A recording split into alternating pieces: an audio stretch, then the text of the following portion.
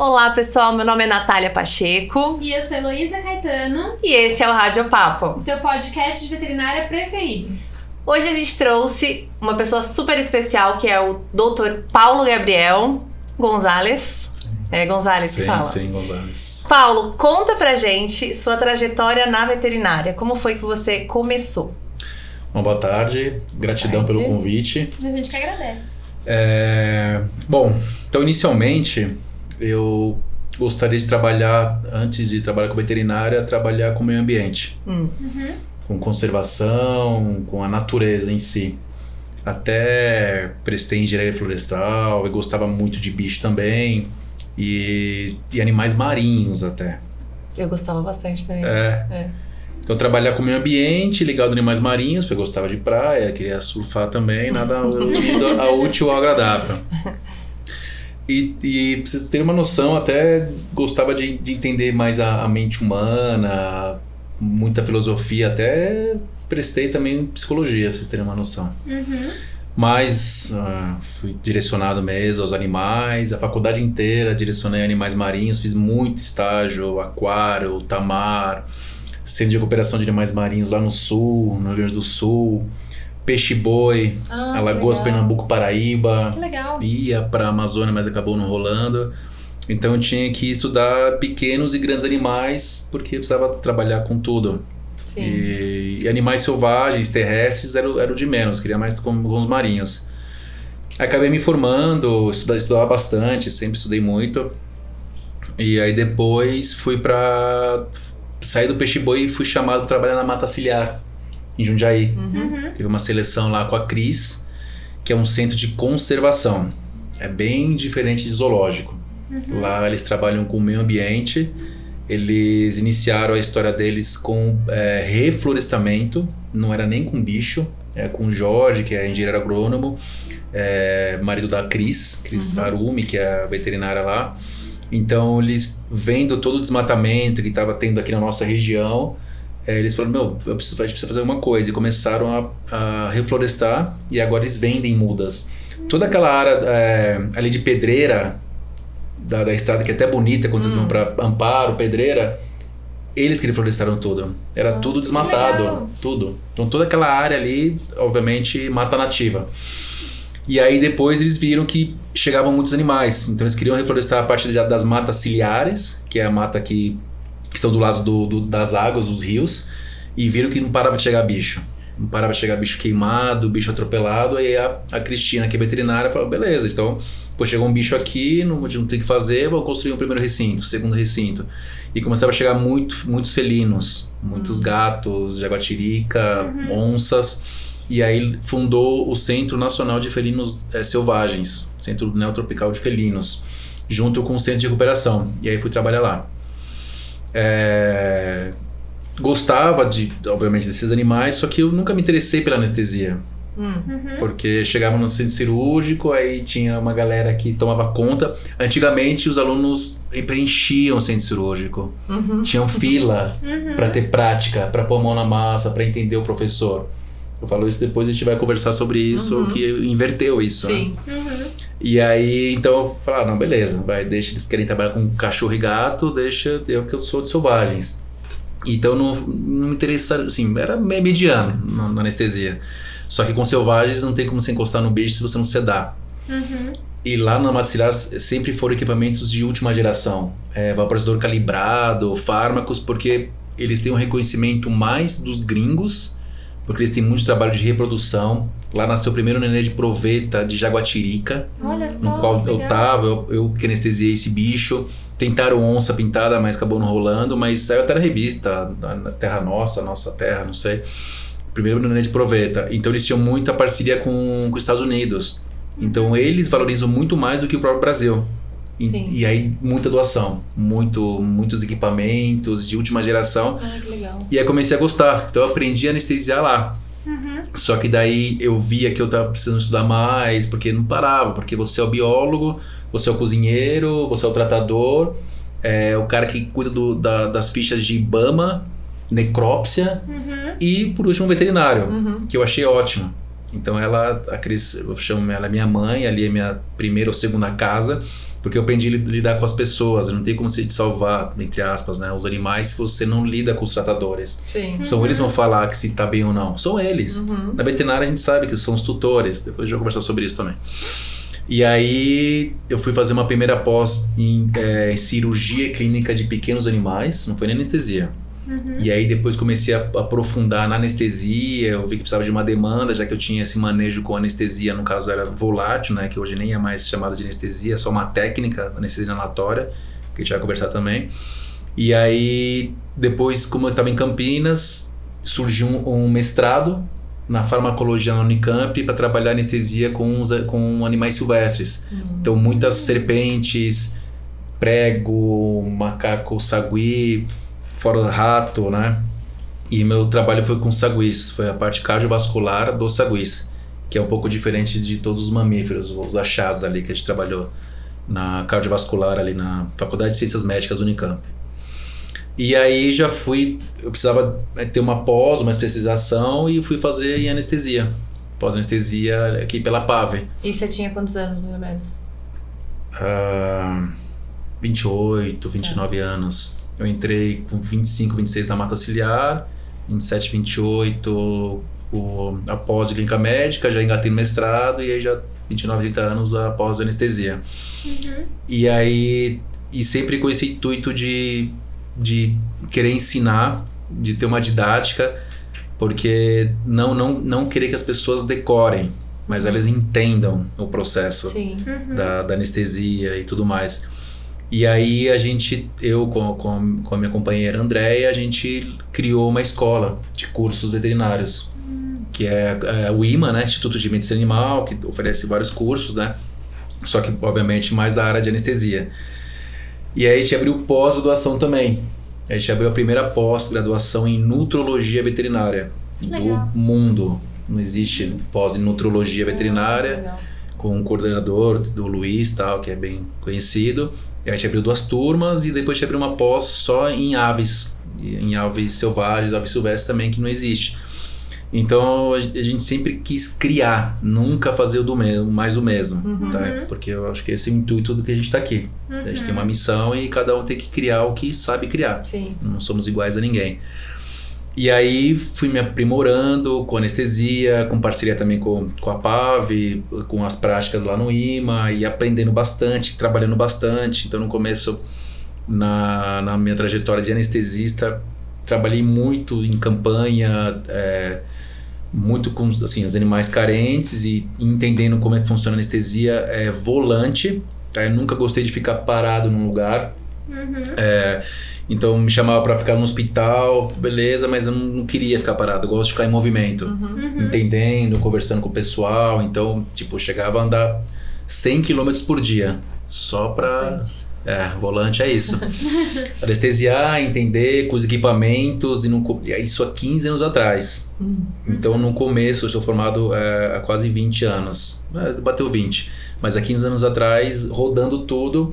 E a precariedade de não ter nem mesa para apoiar minhas coisas. Então eu levava uma mesa no carro para apoiar meus equipamentos. Que eram poucos, hoje em dia são muitos.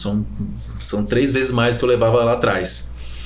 E aí até pensamentos de comprar aquele ar-condicionado móvel, porque também as clínicas não tinham, então a gente suava. E aí fui aprimorando e fui melhorando. E fui aprendendo e começando a ter aula aqui na Faculdade de Anhanguera, de anestesia. Agora eu dou aula na Unip, aqui perto. E sempre ensinando, e eu montei uma equipe de anestesistas, com muitos, iniciando como estagiário, mas sempre mão na massa, assim. Eu não vejo uma forma de passar a mão na cabeça, que hoje em dia eu acho que é a predileção do pessoal, é que você que tem que dar algo em troca. No caso, eles querem muito elogios, como se fosse o motor para eles começarem a entender e a entrar, ou são muito ligados à vaidade. E eu sempre falo, não, mão na massa, vai ter que carregar o peso, vai ter que sentir como é um anestesista, e aí vocês vão aprender como se estivessem sozinhos. Não tem como eu não vou dar o peixe. A pessoa tem que saber, no mínimo, calcular as doses. Porque, e às vezes eu ficava muito irritado, mas não é com eles, é a forma de eu passar a minha didática tá me irritando porque eles não conseguiram entender. Apesar que parece que são com eles, mas não dá. É tudo sobre nós. Nunca sobre eles. Sim. A gente se projeta neles. Sim. E aí eu coordeno também, agora sou coordenador de pós-anestesia da Anclivepa, lá de São Paulo e de Manaus. A gente está abrindo outros pontos também. Então, o fato de ser coordenador em anestesia, tentando entender essas gerações, é bem desafiador. Imagina. Mas recebo. Para mim é um desafio. Você já chegou a anestesiar algum animal marinho? Já acompanhei raias. Anestesiar não, mas muita medicação, peixe-boi, que são animais gigantescos também nessa sala. Pinguim, lobo marinho, não anestesiar, não para entubar, que eu me lembre. Mas assim, pegava muito bicho em choque, aí precisava entubar e pegar veia, mas não a ponto de precisar anestesiar para abrir o animal marinho. Então, mais pinguim, atobá, aves marinhas, sim, que isso é mais tranquilo, mas mamíferos aquáticos, não que eu me lembre. Manjubarde. Nossa, sonho, né? Não tem sonda, não existe sonda pra isso. Não. Mas é o sonho, cara. Sonho. Tartaruga sim também, pra tirar papilomas. Então tartaruga marinha sim, lembrando agora, lá no Tamar de Ubatuba, com o Max, a gente precisava anestesiar pra tirar aquelas crostas, aquelas cracas que bicho debilitado vai ter. E hoje você diria que a sua rotina é mais do quê? É mais dos pequenos, silvestres? pequenos. Acabou indo exato, caminho, né? exato. No Cão e gato. pequenos. Cão e gato. Então eu faço mais selvagens na matilhar como hobby e para ajudá-los. Pets não convencionais, coelho, porquinho da Índia, chinchila, rato, aí eu faço também, mas obviamente é cobrando, né? E zoológicos, com parceria com os cursos, zoológico de Piracicaba, zoológico de Americana, às vezes o pessoal me chama, e aí a gente chama o pessoal também, o pessoal da radiologia para ajudar, inclusive vai ter agora em outubro, vai precisar de vocês. Aí, pode chamar lá. Pode chamar que a gente vai. 25 de outubro, que é um sábado, que vai ter um curso lá, vai ter cachorro do mato, lobo-guará, aves e talvez um réptil. Não sei se vai ter onça, mas lobo-guará vai ter certeza. Mas a gente conversa. Isso. Então eu faço essas parcerias. E a gente chama os especialistas, que eu sei que vocês adoram, e também gera, obviamente, artigos também, que isso não existe na literatura, né, nesses animais. E aí a gente vai aprimorando. Tudo que a gente dá para os pequenos animais, que é bastante coisa, a gente tem que dar para eles. Não existe diferença entre o ser e o animal. Sim. Não existe. E é desafiador, porque quando você está anestesiando um animal diferente, você precisa estudar muito. Aquela espécie, às vezes não tem, né? Exato. Os artigos. Exato. E aí, como vocês fazem? Vai adaptando de tipo, é um cachorro do mato, vou com base no cão doméstico. A gente sabe que o metabolismo deles é acelerado por causa do aumento de cortisol na hora da dardada ou intracopulsar. A gente sabe que vai ter isso. Uma coisa importante com anestesia de onça, sussuarana e onça pintada, existe um padrão de anestesia que o pessoal faz nos zoológicos, que é chumbar o bicho, deixar eles mais de 24 horas em jejum, chumba. Então eles acordavam, eles devem acordar ainda, né, que o pessoal faz esse tipo de protocolo, 12 horas depois ficam bem. Não precisa disso. Eu falo para ele assim, no máximo põe 12 horas de jejum. Os nossos fármacos são bem seguros a ponto só de imobilizar eles, não precisa aprofundar eles na contenção química. Imobiliza a ponto deles ficarem dissociados por causa da ketamina e assim, com segurança a ponto de deixar pegar a pata. A gente sabe que vai ter uns 20 minutos ali para poder pegar acesso venoso. Pegou acesso venoso, eles piscando mesmo, sabe? Tentando se movimentar. Eles, quando está dissociado com a presença da ketamina e outros fármacos, mas mais a ketamina, eles não oferecem mais o ataque. Eles não vão atacar. Só que os veterinários anestesistas precisam entender isso. Não tem como eles atacarem. Tá? Eles não estão mais vendo, eles estão dissociados, eles estão em outro plano. Tá. Então dá para colocar o acesso venoso, entrar com anestésico, relaxar mais. Obviamente na hora de voltar tem que estar cessado, porque todo aquele fármaco que te deu lá atrás não vai estar mais. Acabou o propofol, eles vão acordar mesmo. Tá cessado. Na volta pro recinto, entra se precisar mais anestésico, a gente reverte alguns fármacos e eles acordam, tipo, em 10, 15 minutos, acordam de ficar em decúbito external. Não oferecendo perigo, porque a gente não tem exames desses animais antes da dardada. Então o animal é mais idoso, a gente não sabe como tá o rim do gato, né, possivelmente, fígado. Então não precisa aprofundar. Então aqui é só um detalhe que o pessoal dos zoológicos fazem em onças, não precisa. Então nos nossos cursos a gente mostra isso.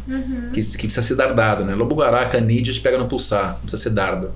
É mais tranquilo. Mais tranquilo. Vocês vão ver. É mais tranquilo. A onça... Não sei se o Leandro veio aqui, né? Veio. Eu acho que ele não falou nada sobre... Porque ele acompanha bastante a gente. Ele comentou uma coisa. Mas teve alguns casos, assim, que eu precisava da ajuda dele pra conter. Mas, assim, não precisa ficar com esse alarde com esses animais. Eu sei que no instinto a gente tem esse medo instintivo dos animais, já que não tinha fogueira, a gente morava na caverna. Então a gente só dormia numa caverna e só nascia a vida quando o sol nascia. E aí com a fogueira a gente teve a opção, é a primeira vez que a gente teve uma opção com uma fogueira de à noite eu olhar pro seu olho. Porque sem a fogueira ninguém olhava pro olho de ninguém. Primeiro que estava escuro, depois eu tinha medo. Então a empatia surgiu através de uma fogueira. Ai, que legal. Faz sentido, né? E, Paulo, queria que você falasse um pouquinho, você estava falando, né, sobre como foi o processo de você entrar na anestesia e tal. Quais que são os desafios que você enfrentou lá no começo e o que você vê de desafio hoje? Boa. Então, lá, inicialmente, é o desafio do confiança. Você sentir essa confiança, essa segurança de saber anestesiar. Agora são os animais que têm um tutor, tem alguém que ama ele, que agora é como se fosse um filho deles. Diferente dos animais selvagens, ou animal de ONG, por exemplo. Então ficou uma responsabilidade maior, ficava uma responsabilidade maior. Então eu digeria assim, engolia de novo muitos artigos, muitos livros e muitos amigos anestesistas que eu falava, amanhã é assim, assado. Ainda bem, assim, eu tive muita parceria de clínicos, cirurgiões e professores, falando, amanhã é assim, assado, o que eu faço? Primeira coisa, ficar calmo. E segunda coisa, você vai entrar com isso, aquilo, tem esse fármaco. Me ajudou bastante, pessoal, principalmente de São Paulo, a Tatiana, que agora ela é oftalmo lá em Jundiaí, o Nakano, no começo, a compra esse aparelho. Então tinha que ter uma ajuda também para comprar os aparelhos. Obviamente que ao mesmo tempo eu estava anestesiando, fazia plantão em clínica aqui em Valinhos, bem antigo, um pessoal bem antigo. Fiquei uns 2 anos, mas madrugada inteira trabalhando e pegando veia e anestesiando e operando ao mesmo tempo, que você fazia tudo, que me ajudou muito. Eu só agradeço aqui ao Cláudio, por exemplo, que eu peguei uma época que a clínica estava muito bombando e deixava um bicho numa sala, assim, eram 3 salas e cada bicho, segura aí que a gente vai. Então eu não dormia para de manhã já anestesiar. E eu trabalhava também numa clínica em Campinas. Então, o que dava renda eram essas clínicas para comprar os aparelhos, os fármacos, pagar pós, por exemplo. Mas, assim, eu só agradeço porque foi me ajudando a conseguir esse conhecimento e essa força para estar anestesiando. Aí eu fui deixando, agora não posso mais fazer plantão, o mestrado acabou, o mestrado também é muito conhecimento também, né? E a clínica, agora só vou anestesiar, e você vai entendendo, você vai recebendo, vai intuindo, vai entendendo essa caminhada. E aí você já cria esse conhecimento e aí fica automático, que é um desafio também. Porque quando fica automático, você começa a ficar complacente, que a gente chama. Isso tem na aviação também. Por isso que para os meus alunos sempre falo, até para vocês, o que vocês acham mais difícil? Pilotar um avião ou anestesiar? O que eu acho mais difícil? Nossa. Que é mais desafiador. Nossa, os dois são os dois. Então é igual. E como teve o Leandro aqui, eu aprendi a voar de paramotor. Então eu tenho um paramotor. Aliás, eu vou ter que fazer até algumas aulas comparando o que eu senti no paramotor, a mesma coisa da anestesia. Porque a decolagem, a indução, manutenção, você fica mais tranquilo lá em cima. porque que mata é o chão, né? E aí o pouso é volta da anestesia e recuperação. Então, é assim, eu sentia os mesmos desafios, frio na barriga, muita coisa interessante. É a mesma coisa, né? É a mesma coisa. Faz muito sentido isso. Exato. Mas assim, eu não vou mais, agora estou em outras ações agora também, desafiadoras, que é o que eu acho maravilhoso, que me faz viver. Então no começo era isso, tá? Esses eram os desafios, depois ficando automático e tendo cuidado com a complacência. A complacência, não vai acontecer nada, não preciso posso ficar mais tranquilo, eu manjo, porque daí o ego vai subindo. E aí você se toca, opa. A gente falou sobre isso hoje. Ela falou, um dia, eu nunca vou ter o dia que eu vou falar que eu sou uma radiologista fodona. Aí eu falei, nem deve. Perfeito. Você nem deve falar isso. Porque é aí que você cai. Exatamente. Porque você não dá chance de melhorar.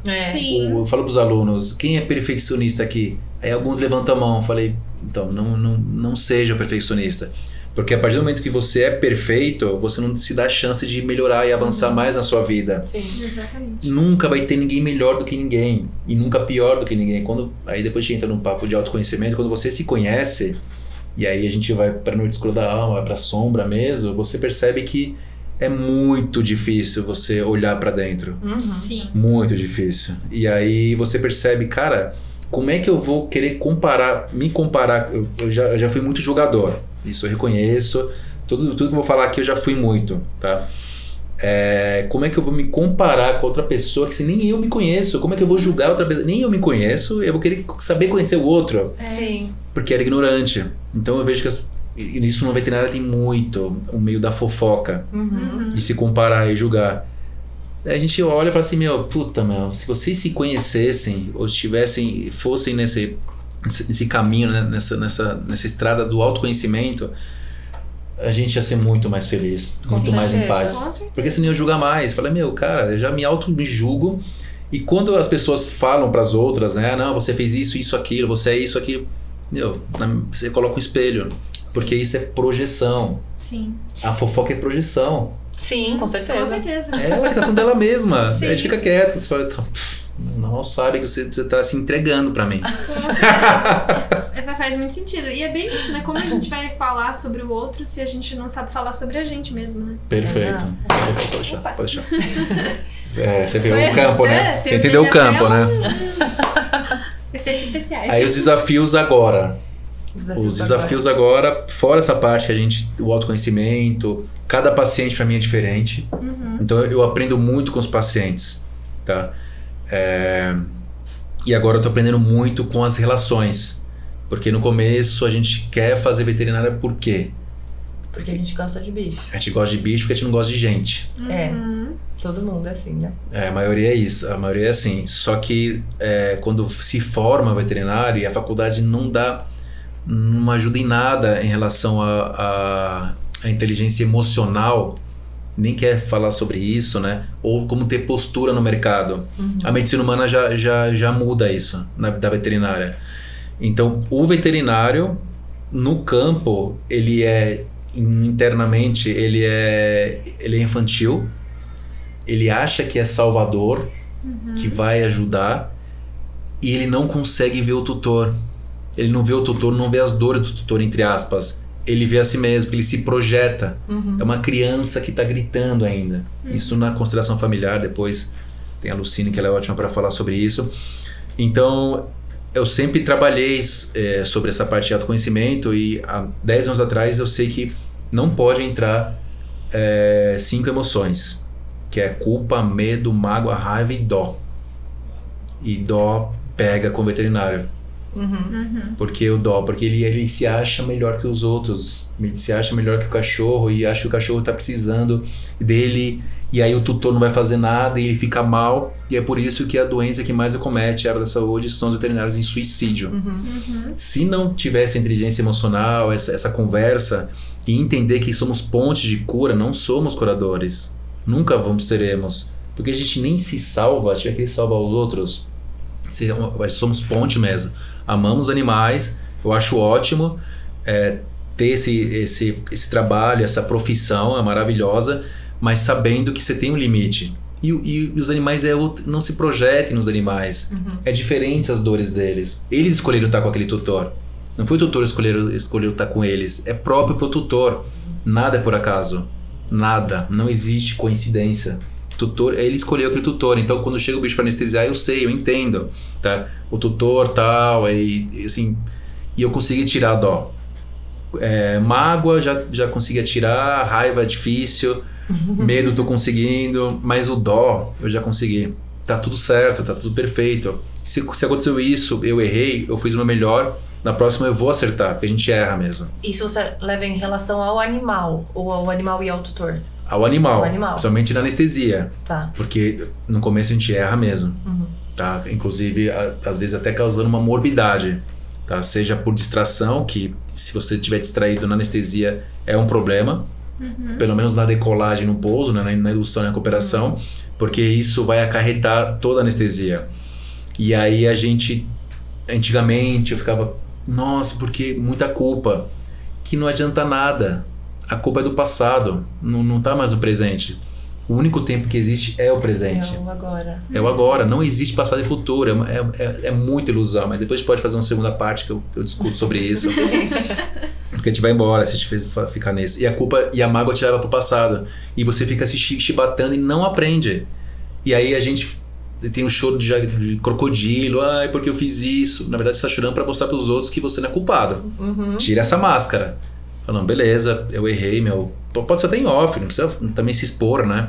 Eu errei, aqui, isso, aquilo, aquele fármaco e tal. E você vai aprendendo e vai aumentando. E a gente faz isso tanto na profissão quanto na vida.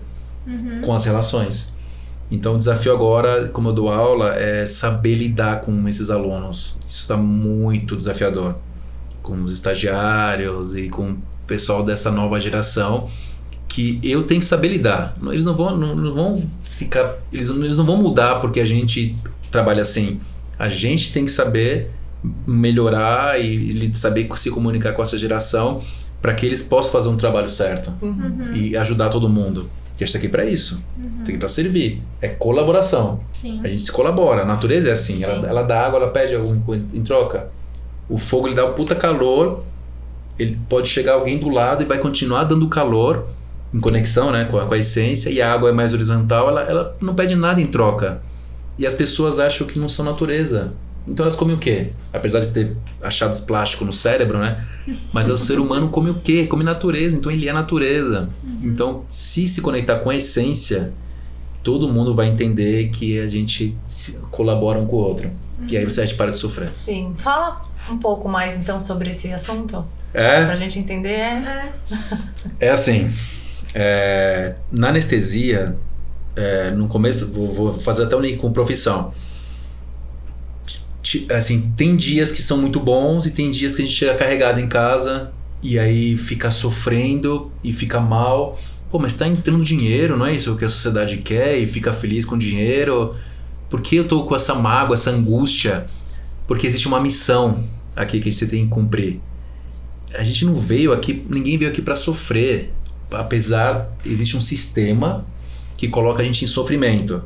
Sim. E aí, para anestesiar, já que é anestesia, esse sistema, vocês podem reparar que a partir de quinta-feira começa a ter desconto no caso o álcool, né, que é um ótimo anestésico, para deixar as pessoas dormindo quinta, sexta e sábado.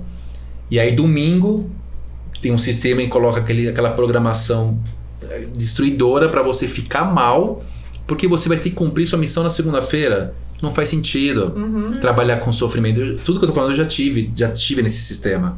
Eu falei, não é possível, eu preciso sair disso porque eu tô nessa vida para melhorar, para expandir consciência. Não para ficar carregando meu cadáver nas costas. Para estar ali naquele mesmo lugar. No mesmo local e clamando novamente. Sim. Então, aí desperta. Aí existe um campo, na anestesia principalmente. Então, se a tutora ela tá chorando porque o cachorro vai passar por uma cirurgia, o ideal seria cancelar, porque na cabeça dela o bicho já morreu. E eu tenho reparado que quando acontecia isso, não acontece mais, eu consigo cortar isso, esse bicho, por mais que seja uma cirurgia tranquila. Todo o monitoramento vai lá para baixo, começa a dar escape ventricular, Tem que dar no BO. acaba com o campo. E aí a gente tem que ficar segurando, porque a energia dela já tá matando o bicho na cabeça dela. E tudo isso aqui é energia, é quântico, só que isso aqui é energia condensada. Então somos energia, a metafísica, assim, trabalho científico mostrando que somos energia, só que isso é energia condensada. E tem um trabalho do Masaru Emoto que fala dos cristais de água, que ele mostra que se você jogar palavrão, jogar música ruim, ou aquele cara do bigodinho lá da Alemanha começar a falar, todo o cristal ele muda, ele fica totalmente deformado. Então a gente também. Se a gente ouve muita frequência baixa, você vai ficar mal. Sim. Então, no campo da anestesia, no centro cirúrgico não pode entrar. Por isso que a maioria dos veterinários adoram ficar no centro cirúrgico. O recepcionista, porque eles sabem que tem que ser um plano, tem que ser um ambiente calmo, tranquilo, com uma frequência alta para dar tudo certo. Eles fogem da recepção. Pode ver nas clínicas veterinárias. Nossa, é tão bom aqui o ambiente, é tão legal o centro cirúrgico, entre aspas, né? Ou o lugar onde vocês fazem todo o manejo, tem que estar calmo, tem que estar limpo. Então, com o campo frequenciado, a gente consegue saber. E como a gente faz isso para parar de sofrer? Se conecta com a sua essência. Se conecta porque você tem uma missão. Não é fácil, não é nada fácil, é autoconhecimento, tá? Hoje em dia, eu sei que eu não sei mais quem eu sou, na verdade. Quanto mais eu me autoconheço, eu sei que eu não sei quem eu sou. Eu estou veterinário, eu estou Paulo. Mas você vê que quando a gente vai buscando, você vê que é tanto padrão de pai, de mãe, que a gente está repetindo, a gente não sabe, não é você. Sim. Puta, agora é do meu pai, puta, agora é da minha mãe. Pô, mas cadê eu? Sim. E eu gosto muito, desde criança, eu trabalhei com natureza, tipo, quem me ensinou muito foi o mar, pegando onda. Então, altos capotes, altas vacas... ficava reclamando, você tá reclamando, o mar tranquilo, chegava aquela onda, destruía. Ou a floresta de, começou a escurecer. Então, realmente, meu pai e minha mãe foi a natureza. Porque eu me conecto com a natureza. E a natureza é pura essência, assim como os animais são pura essência. Por isso a gente gosta de ficar com os animais. Sim. Porque ele é essência.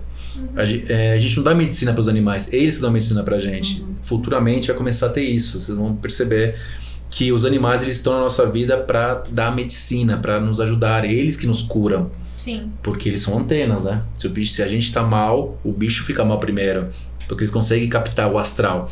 Antes de acontecer qualquer doença na gente, isso é psicossomática. No astral, a frequência já caiu, já aconteceu, e aí você fica doente. Então, se você entender como funciona o seu campo, somente mulheres, né, que tem a intuição maravilhosa, a glândula pineal está mais ativa do que a nossa. Vocês conseguem perceber que alguma coisa está errada aqui no campo. Sim. Com a relação, o casal ou com a família, e se vocês ficarem pisando nessa tecla com mágoa, com sofrimento, vai começar vocês vão ser obrigados a olhar para o corpo. Sim, porque no corpo que vai sair a doença. E vocês vão ter que parar para olhar e olhar para vocês. Só que como o mundo é muito, muito egóico, muito materialista, e a medicina humana também vai falar, não, isso aí acontece, normal, porque é por causa da sua genética, e vocês vão acreditar nisso, que é uma ilusão, e volta. O câncer vai voltar, enquanto vocês não olharem para isso. E aí a intuição está sempre falando, assim, todo mundo sabe disso. Só que existe máscaras, você fala, não, tá tudo bem com a minha vida, tá nada, tá ali batendo, a cabeça tá rolando. Eu lido com uma alteração genética, que é o hipotireoidismo, né, doença de Hashimoto, mas que vem de família mesmo, vem de vó, de mãe, de tia, de todo mundo, com a mesma doença, né? Então, realmente... Pra você chegou? Sim. Tá, porque você acreditou. Sim. Se você não acreditasse, não ia chegar. Tá aí. Não ia chegar. Porque toda doença sai da psicossomática. E aí você começa a acreditar, por exemplo, meu pai é doença de cólon, meu avô, eu falo, eu não vou ter isso aqui, esquece. Me alimento bem e tal, Exato, não me alimento bem, faço esporte, não sei o quê. E cuida da mente. Porque não adianta cuidar do corpo se você não cuidar da mente. Exato. Tudo isso para falar que... se você tá na sua profissão angustiado e mal, vai se autoconhecer, porque talvez não seja isso que você quer. Eu sou presidente da Associação de Médicos Veterinários de Campinas Região. E aí vai ter, semana que vem, até mandei para vocês o convite, para aqueles que querem formar uma nova chapa, para a gente ajudar a classe veterinária. Pensando mais também nessa questão do suicídio. Porque o veterinário ele quer ser tão guerreiro, quer ser tão lutador, que ele acha que isso aí não presta. Isso aí é frescura. Sofrer, eu tenho que batalhar, tenho que trabalhar. Só que esse dinheiro que você está ganhando, assim como eu ganhei muito dinheiro, drenado pelo ralo. É drenado. Dinheiro é uma entidade, você tem que saber lidar e agradecer que ela está chegando. Só que ganhamos dinheiro, sai pelo ralo. Esse é o cada vez trabalhando mais para ganhar mais dinheiro, não consegue olhar para dentro de você? Exato, como uma ilusão. É maravilhoso o dinheiro, eu quero sempre muito. Sim. Só que, porque a gente precisa desse poder para poder falar tudo isso aqui para todo mundo. Sim. Que as pessoas melhorarem a vida delas. No caso nosso, veterinário. Então, para sair desse looping, para que não fiquem muito mal, caia no suicídio. Então você vê essa geração chegando que eles não conseguem, porque você só consegue melhorar a vida se você foca, se você se concentra nisso, se foca na sua vida. Só que o pessoal não foca, não sabe nem quem é e não sabe nem para onde vai. Qualquer lugar serve. E aí as grandes empresas, sabendo disso, vai chegar para você e falar: vem cá, você quer ganhar, você quer trabalhar com bichinho, né? Então eu tô aqui, beleza, mas você quer muito pouco, mas é isso que a gente tem. Na verdade não é. Então eles estão se perdendo com as grandes empresas e se desvalorizando. Só que se um décimo se desvaloriza, toda a classe cai. Na medicina humana isso não acontece. O CRM não deixa o cara cobrar menos. Existe um piso. A gente teve bastante problema disso na área da imagem, né? De começarem a cobrar muito barato em exame volante, e aí todo mundo começar a cobrar mais barato. E aí desvalorizou bastante, teve uma fase. Perfeito. Isso é mente escassa. Se você tem mente escassa, você vai ser escasso. Se você tem uma mente abundante, uma mente feliz... Gente feliz não dá trabalho. Gente feliz não reclama. Gente feliz é abundante mesmo. Então, quanto mais você é abundante, mais vai vir, porque a escassez vai gerar mais escassez. E aí vai ter uma consciência coletiva, que são os veterinários. E aí os tutores sabem disso, sabem que você pode pular em cima, pedir desconto, e o cara vai dar desconto. Então, eu sei que a gente tem que desconstruir muito para construir coisa boa, coisa nova. Então... posso até estar sendo egoísta, mas se esse cara não melhorar a vida dele, um décimo que é escasso, é cliente de desconto, todo mundo vai embora junto, inclusive a gente, os anestesistas, tá tendo isso não com imagem, com anestesista, com cirurgião. Mundo, né? Galera, põe um piso, cobra o que vocês quiserem, mas põe um piso, se valorizem, pessoal, a profissão de vocês. Os animais vão ter mais gente estudando, mais tecnologia chegando, já ter mais poder aquisitivo para melhorar a vida deles. Sim. Mas tá vindo uma nova tecnologia. Inclusive, existe a tradução de energias. Então, tem a tradução, para quem acredita, de energias de vidas passadas, que está chegando, tem um campo legal aqui, e a tradução verbal dos animais. Então, os animais vão começar, é high-tech o negócio, né? A conversar com os tutores.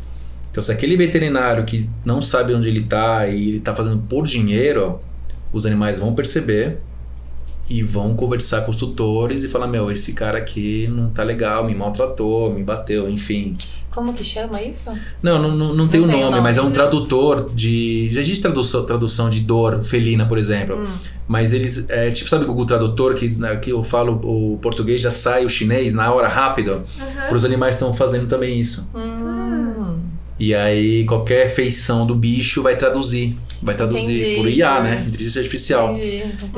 Então a responsa vai aumentar. Então vamos começar a valorizar, porque é bicho. E é um bicho, é uma pediatria que o bicho não fica adulto, velho. Sempre vai ser pediatra. Sim. Pro resto da vida. Então eu acho que... Até os idosinhos ainda são... Não sei se eles vão estar vivos pra ver isso, mas eu não intento. Eu acho que a gente vai estar sim. Vai estar. Espero que sim. Vai, porque tudo que a gente pensa, cria, vai dar certo. Isso chama cocriação. É verdade. E tem alguma situação que você lembra, assim, de toda essa sua trajetória, né? Que você achou mais inusitado ou que te ensinou alguma coisa que você não esqueceu nunca mais? Pode falar dos dois, assim. Na anestesia você tá falando ou no autoconhecimento? Eu acho que... Os dois. Os dois, né? Sempre, assim, a cada dia, com os casos e com as relações, cada dia eu tô vendo que tá melhorando cada vez mais essa percepção. Por exemplo, chega aquele paciente que é uma cirurgia cardíaca, o shunt, por exemplo. A gente estuda, faz tudo, mas sempre tem aquele pé atrás. E assim, é tudo perfeito, tudo maravilhoso. Ou, o que aconteceu, recentemente, chegou um coelho pequeno, com os dentes tudo virado, tal, muito mal. Só que a dentista, ela tá fazendo pós-graduação. E aí chegou, falei, Peter, agora o que a gente faz? Falei, precisa extrair, precisa mexer nisso, que o bicho não vai ser... Ele foi, na verdade, esse coelho, ele foi, olha que louco, né? Ele foi deixado num centro espírita ali de Vinhedo. E aí essa veterinária trabalha no centro espírita e tal, e aí ela trouxe, foi deixado lá. E aí, no final de semana, ia ter a pós-graduação com pets não convencionais, com coelho. Olha só! Nossa! E aí... Cara, deu tudo certo, colocando veia bonitinho, consegui entubar de primeira, foi rápido, ela conseguiu, junto com uma outra colega dentista, o bicho tá muito bem, foi doado para recepcionista da clínica. Nossa, tudo alinhado. Mas é tudo alinhado, porque não existe coincidência. Então é isso que eu ia falar para você na anestesia. Tem que deixar fluir. Eu sempre peço muitos desafios. E assim, o meu valor de anestesia, ele não é barato, não sou escasso, se for para baixar não quero. E assim, cada vez mais vai chegando, muitos pacientes estão precisando e tal, e eu tô conseguindo cobrar e eu tô vendo um fluxo legal, o flow. Então eu consigo cada vez mais, preciso perguntar a cada dia, entender por que chegou isso para mim, aonde tá, e por que tem que ser, e por que tem que evoluir, e conectado com o campo. Então chegou esse coelho, então tem esses animais que eu falei de cirurgia cardíaca ou uma ortopédica bem difícil, e se a gente alinha o campo, tem gente que faz oração, rezo, assim eu não sou de nenhuma religião, mas eu sei que se a gente alinhar o campo e frequenciar, tudo vai dar certo, tem que dar certo, e a gente vai aprendendo cada vez mais com as anestesias e com as cirurgias. Então eu estou soltando mais. Quanto mais eu estou percebendo que quanto mais eu solto e entendo a minha essência, a minha natureza, junto com a frequência de outras naturezas e tal, começa a vir mais coisa. É muito louco isso. Sim. Só que tem que soltar, você tem que confiar para acreditar. Não tem como você ver para confiar. Você falando dessas coisas, tem muito muito a ver com... Eu sou cristã. Certo. Tem muito a ver com a religião, com os ensinos bíblicos, Sim, etc. Então, um grande mestre, né? Irmão mais velho nosso. É tudo... JC. É tudo a mesma coisa. É tudo a mesma coisa, né? Acho muito engraçado isso. Engraçado não. Uma vez eu comentei com uns amigos meus, há muitos anos atrás, quando eu comecei a estudar sobre física quântica e tal. Eu falava, gente, mas... é a mesma coisa. Exato. Eles só estão falando em línguas diferentes. Um mestre, ele falava quântico com os apóstolos. Isso, que são as parábolas. Isso. Só que com o tempo e tal, né? A Bíblia real é uma Bíblia etíope, né? Ela foi mudada muitas vezes. Só 20% está na Bíblia ali que é o real, né? Mas ele falava das parábolas.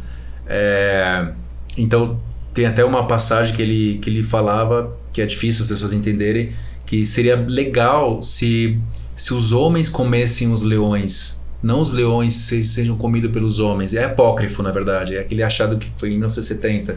É um texto apócrifo dele, acho que é Paulo de Tarso, que foi achado ali no Oriente Médio. E aí tem essa parábola. Só que você conversa com o pessoal não entende. Não deixa o animal dirigir a sua vida. É a essência que tem que dirigir a vida animal, que o animal seria o ego. O que o mestre falava era sempre isso. Cara, deixa o ego a serviço da essência, não deixa o ego dominar. A essência que tem que dominar, o ego ele vai ajudar, senão a gente tá morto. Só que as pessoas não deixam isso, deixa a parte egóica dirigir a vida. Porque existe um sistema por trás, eu entendo, mas isso é uma das parábolas que Jesus falava. Ele sempre falava, conecta o ego com a essência, que aí você vai alinhar, e isso são estudos que eu tenho, não tem nada a ver com a religião, que eu faço bastante. Sim. E aí tem a ver isso, e aí ele falava quântica, mas falava na linguagem mesmo metafísica, e realmente, se você começar a manipular as energias, você vai conseguir ter peixe, realmente isso é verdade, você vai conseguir fazer magia, Gasta muita energia. Tem médios que transmutam e eles conseguem na sua cara, tipo, consolidar um anel. Ele, na sua cara ele consegue falar, você quer um anel? É magia. Só que não importa. Não importa, é show. Sim. Isso não importa. Grande coisa, eu consegui manipular. A gente consegue mesmo. Manipular o fogo, do nada sai aqui um fogo. Porque a gente fomos magos, né? Em vidas passadas. Mas não importa, é porque é um show. Ou não importa eu começar a incorporar aqui e mostrar pra... Não importa. Importa é você entender que existe uma essência dentro de você, alinhada com a essência, com essa teia da vida, que vai fazer de tudo para que você seja feliz, alegre.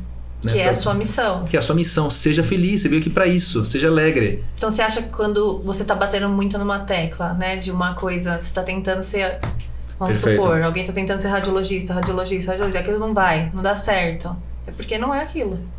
Porque não ouviu a voz da intuição. Ou tá fazendo isso porque o cara do lado fez e você se comparou. Você viu ele se dando bem, talvez. Exato. Sim. Isso tem bastante. Nossa, muitos alunos que querem fazer pós com a gente, eu tento falar esses conselhos e 10%, 5% fica ferido, eles não gostam disso. Sim. Porque tem que tirar a máscara, né? Isso fica muito mal, assim, pra eles.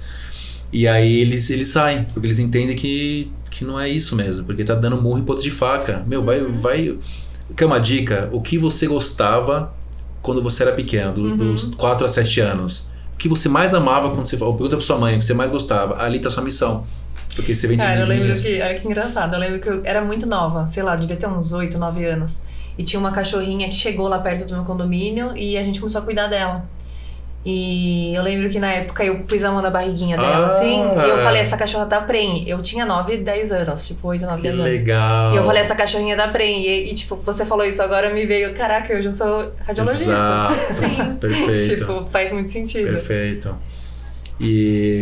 Mas eu tô, assim, não é uma religião, mas eu gosto muito do xamanismo. O xamanismo é você se conectar com a essência, com a natureza. Com o seu homem, mulher natural.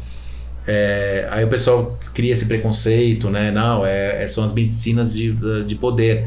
A medicina de poder é um centésimo do xamanismo. O xamanismo se conecta com música, com tambor, com incenso, com as ervas. Só de você encostar numa árvore, se encostar no chão, se aterrar.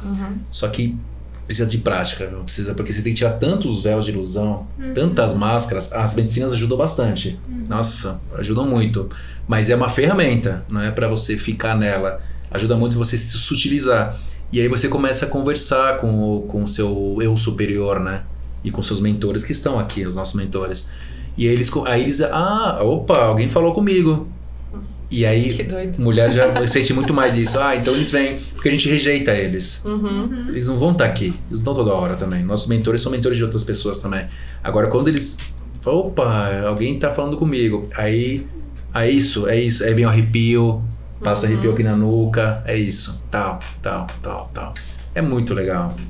Mas isso é xamanismo. Interessante. É xamanismo.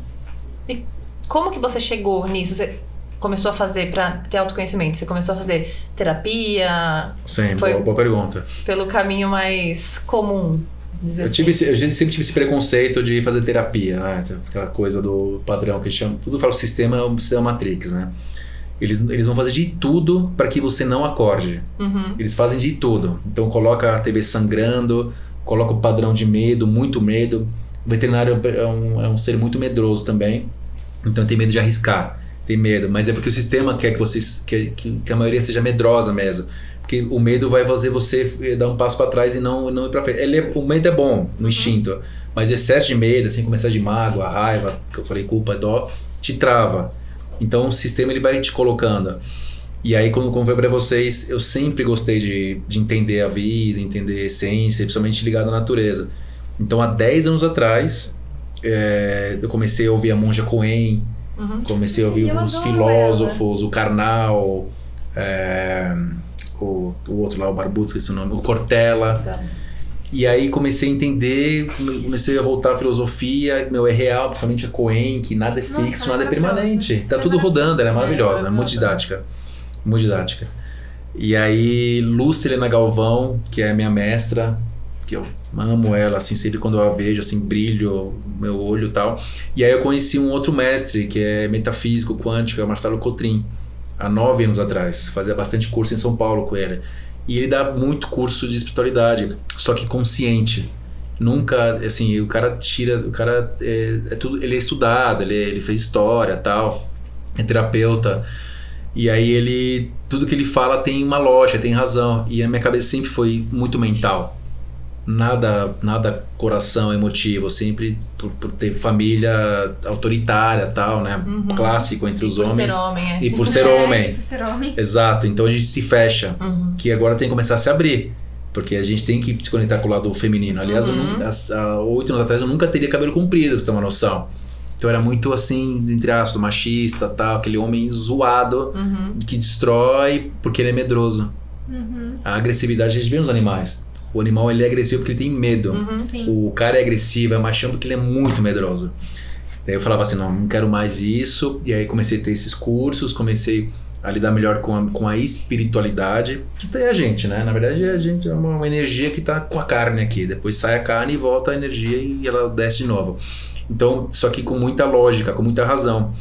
Isso há 9 anos atrás. Só a partir de 3 anos que foi pro coração. Que aí eu entendi, caramba, não é aqui, a mente, ela só tem 7% das nossas decisões, que é o neocórtex. A parte límbica, 36%. O instinto mesmo, que é o cérebro reptiliano, que ele tem 54% das nossas decisões. Então todas as decisões que vocês estão tendo, que a gente está tendo, ela começa no instinto.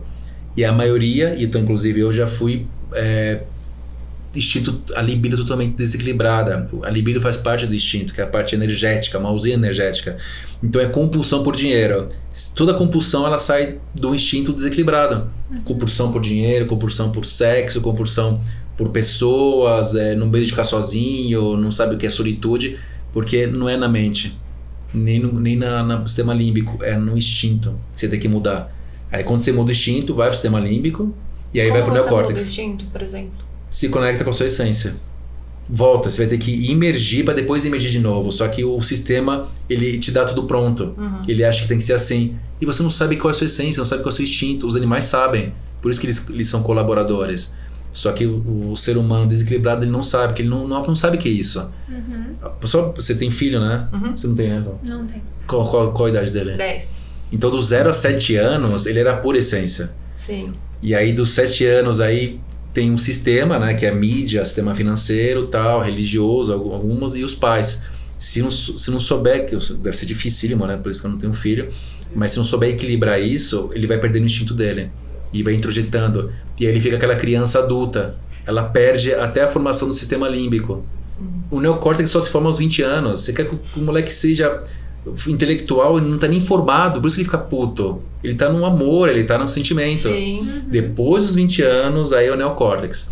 Então eu sempre fui essa criança desequilibrada tal com o neocórtex. Depois quando eu entendi há 3 anos atrás que tem que ir pro coração. Por quê? Porque quando a gente nasce na parte embrionária, o coração é o primeiro órgão a ser formado na cabeça. E aí ele vai descendo. Ele desce pro coração. Por isso que é chakra coronário. Porque o coração ele estava na cabeça antes. Depois vem o sistema nervoso. Primeiro começa com o coração. Louco. O pensamento. Essa parte eu não sabia, não. O pensamento ele chega no coração antes de chegar no cérebro. Porque tanto agora é legal da imagem de vocês. Quando vocês querem ver o cérebro, na tomografia não precisa fazer o contraste. Então, para o cérebro ser ativado, precisa chegar sangue. Então o pensamento chega primeiro no sangue para depois chegar no cérebro. Muito doido. Não chega no cérebro, senão não existiria o contraste. Sim. Não daria para você ver as ramificações. É muito louco.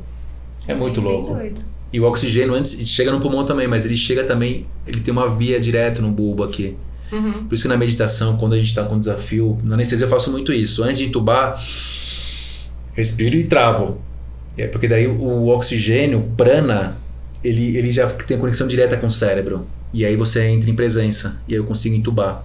É tipo tirar o alvo. O cara ele precisa respirar. Então quando a gente tá mal e precisando ter presença, Respira fundo que você fica em presença. É muito louco. Antes de chegar no pulmão, ele chega no cérebro. Sim, muito legal.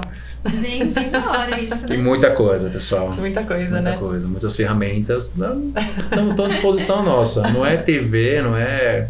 Cara, sai do sistema, desperte. Aí você desperta e é só melhora. Sim. Só O bom melhora. é que a gente tem muito acesso a essas informações Exato, hoje, né? exato. Perfeito. Tem como a gente sair. Tem. Só que basta, assim como diz... Tipo, por exemplo, a mãe de Sócrates, ela era parteira. E aí tinha um pessoal reunido ali, Sócrates e tal, foi o primeiro filósofo, depois veio Platão. A galera falava assim, tem tanta gente aí que você vê que não tá aqui, não tá reunida com você, você fala palavras tão sábias pra despertar. Chama essa galera, vamos chamar essa galera. Daí ele falava assim, minha mãe era parteira, Fenísteres, sei lá o nome dela. Só que uma coisa ela não podia fazer, dar luz a uma mulher que não esteja grávida. Se a pessoa quer despertar e achar todas as informações, ela vai ter que entender que ela vai estar começando a gerir alguma coisa. Não adianta nada ter essas informações. Por mais que você fale para elas, eu fiz muito isso, eu fui chamado obsessor do bem. Isso é ruim. Obsessor do bem. É um desperto em decadência. Agora eu estou em ascendência, porque com meus alunos, os estagiários, eu começava a falar toda essa conversa. E a galera não estava preparada. Queima. Pra receber talvez, então você queima. Você queima. É por isso que os anjos não podem descer, porque eles vão queimar a galera. Então eu percebi, esse ano eu percebi isso.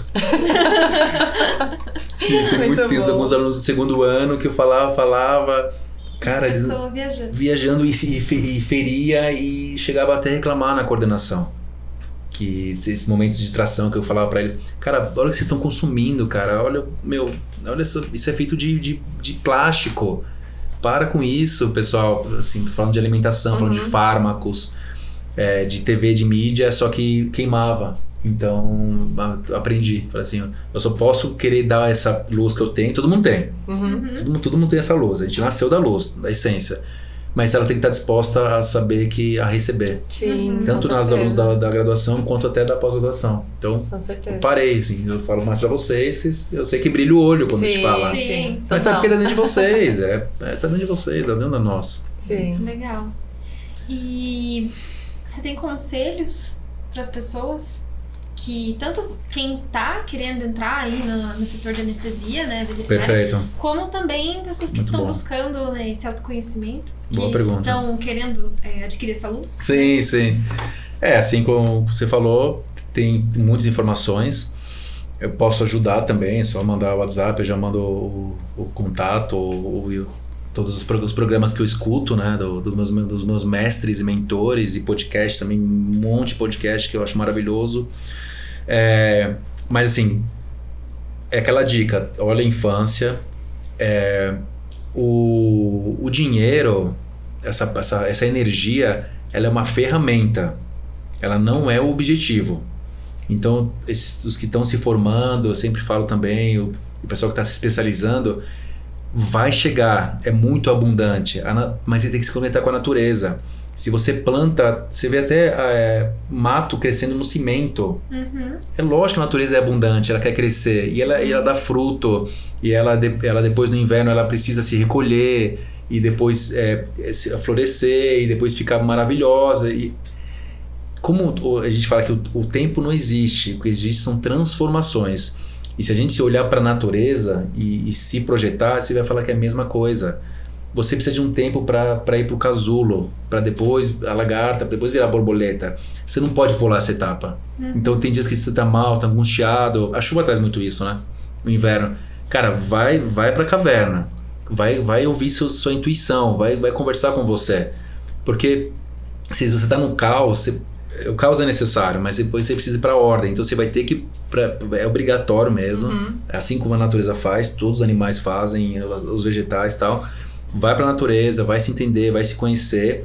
Nem que seja 1 dia, 2 dias, viu?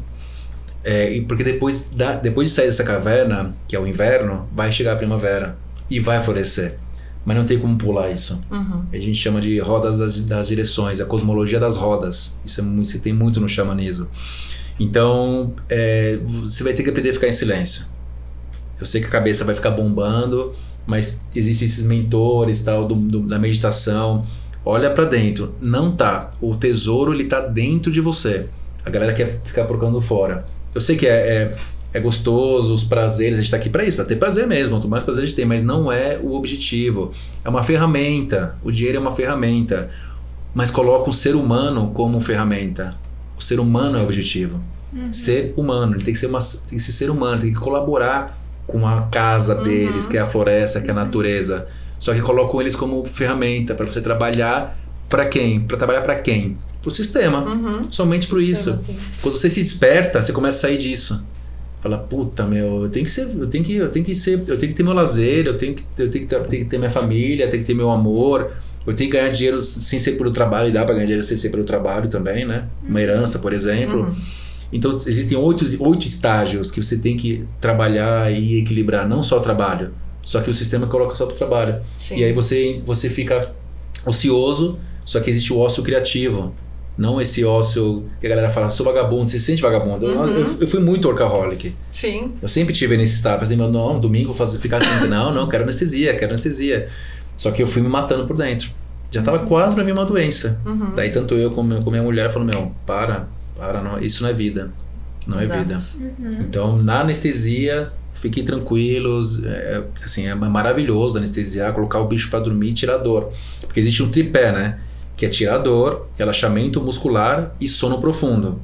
Antigamente a gente deixava o bicho em sono profundo e relaxamento, que é o chamado anestesia inalatória.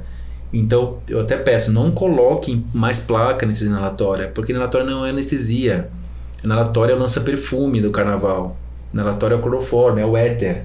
Te chumba e te abre. Você vai acordar, óbvio que você vai acordar com muita dor. Porque ele é relaxante muscular, igual o Propofol, não tira dor. Só te chumba. Só que você precisa ter um anestesista que ele vai entender se está precisando de um opioide ou um bloqueio local para tirar dor. Então é difícil desconstruir isso com as clínicas e muito mais com os tutores. Eles falam, é o cheirinho. Mas os tutores tudo bem, ele é leigo, não é obrigado a saber disso. Sim. Mas os clínicos deveriam saber disso. Eu chamo anestesista, que ele vai saber qual é melhor. E são muito poucos as clínicas que têm esse entendimento. Então, me ajuda, porque eu também não sei a didática para conversar com esses clínicos e entender. Pessoal, a anestesia inalatória é a mesma coisa que eu pegar um bastão e te dar uma porrada na cabeça e te abrir. Você vai acordar com 2 dores, da porrada na cabeça e da cavidade abdominal que foi aberta. Então, isso é anestesia inalatória. Ou anestesia ativa só com Propofol. É a mesma coisa. Você vai ficar inconsciente. Mas todo aquele estímulo doloroso, ele tá batendo na porta aqui. Quando o cérebro se ligar, quando ele voltar de novo, ele tá em depressão, tudo aquilo vai chegar, se você não cuidou. E não vai adiantar cuidar com anti-inflamatório, opioide, porque ele vai gerar uma memória. E quando os animais tiverem esse aparelhinho que eu falei pra vocês... Aí quero ver. Ele vai falar, eu tenho um trauma. Eles chegam com trauma, não precisa ter o aparelhinho. Eles olham pra mesa e ficam tremendo. Sim. Eles olham para aquele veterinário, eles sabem que aquele veterinário não cuidou muito bem. Sim. E tudo bem, a gente erra, a gente aprende, mas é importante saber aonde a gente está, aonde a gente quer chegar. E cuidado com o que a gente fala, porque tudo que a gente fala acontece. Sim. Acontece, somos co-criadores. Sim. Então tem que ter muito cuidado do seu intento. Muito cuidado, sim. Com essência. E aí eu sei onde eu quero chegar. E eu tô chegando. Eu tô conseguindo. Mas eu não sou melhor nem pior do que ninguém. Eu só tô achando a frequência, igual o rádio. Só tô achando aquela frequência. E aí eu me conecto. Importante saber, você tá mais feliz. Sim. Com certeza. Sim.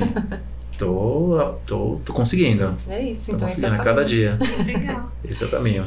E a gente vai chegando então pro final do podcast. Perfeito. E eu queria te fazer uma pergunta profunda. Sim. Que a gente sempre faz, né, no final do podcast, que é: qual foi o maior ensinamento que a medicina veterinária te trouxe? Nossa, maravilhoso. Que a profissão em si, né?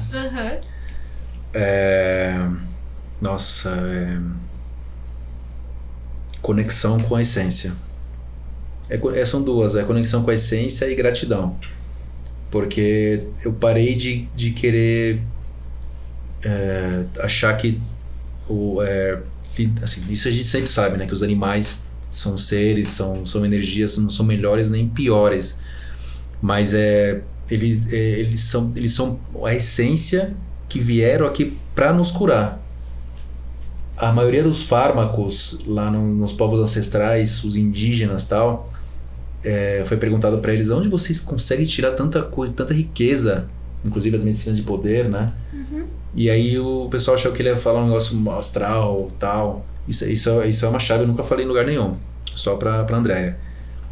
A gente observa os animais. Porque ele tá ferido, tá muito mal, morrendo, ele vai lá, pegou aquele matinho e do nada o bicho fica bem. E aí, assim, com os animais de companhia é a mesma coisa. Se a gente observar os nossos animais de companhia, já que não tem floresta, não tem nada, né? E alguns usam até meia, obviamente vão ser desequilibrados, porque o tutor é desequilibrado, óbvio, né? Total desequilibrado.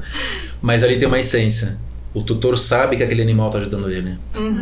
Mas infelizmente existe o apego. E aí a doença que viria pro tutor vai pro bicho. Eles sabem. Então, essa essência como medicina que eu acho que é o futuro. Nos centros urbanos. Sim. Muito bom, muito bom. Eu adorei o papo, de verdade. Gratidão. Achei, nossa, foi muito bom, né? Eu achei super fluido e super, assim, minha cabeça tá... Isso a gente chama de expansão de consciência. É neuroplasticidade. Sim. Tem uma outra pós que eu tô fazendo sobre isso. A 4ª pós-graduação. Legal. Neuroplasticidade. Eu queria agradecer, então. Muito obrigada. Agradecer eu agradeço, também. gratidão. Ter tido esse tempinho pra gente. Isso, exato.